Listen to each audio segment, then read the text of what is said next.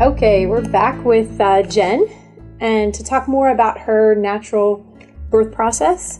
So Jen, you did quite a bit of research and created a birth plan. Mm-hmm. And then you presented that to your OB. Talk to us a little bit about that. So I typed up my birth plan, everything that was important to me, and I just took it to my doctor. I made copies for her, for the nurses, everyone in the delivery area.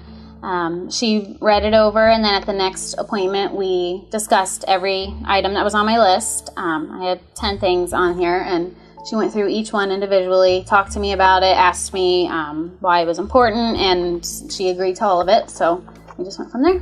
Awesome. And you said in the first video we talked about, you said you felt that was a really important piece to having that birth process like you wanted. Yeah.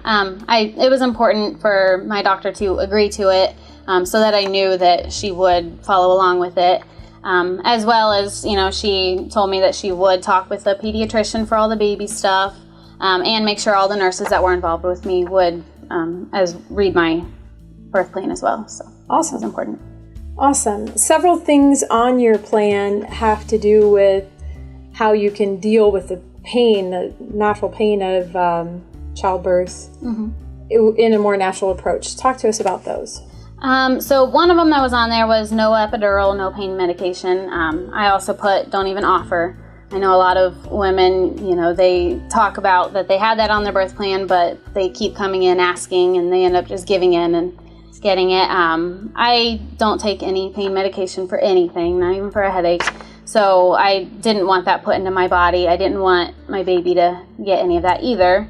And I also loved the fact that after my birth, I wasn't out of it. I knew everything that was going on. I walked to my room afterwards. It was just nice to not be drugged up. Nice. Yeah. And tell me about, you were adamant also about not being induced, not using drugs or medication to induce your labor.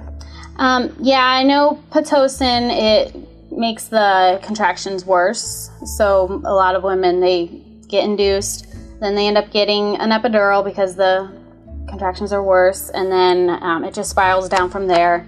They end up their labor stalls, so then they get a C-section. So I just wanted to prevent all of that all around. So I'm a firm believer in the baby will come when it's ready, so just let it happen. Awesome.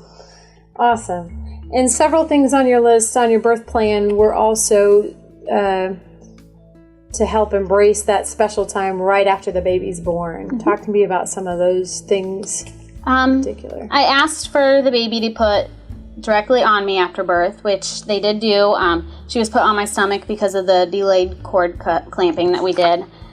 So for the 15 minutes while that was still pulsating, she was just on my stomach. But then afterwards, I was able to bring her up to me. It was important to have that bonding. So I asked for no eye ointment either. I know it blurs their vision, and I just felt like it was unnecessary. So we held off on all testing, all of that for at least an hour so that we could establish breastfeeding as well and bond as a family. Yep.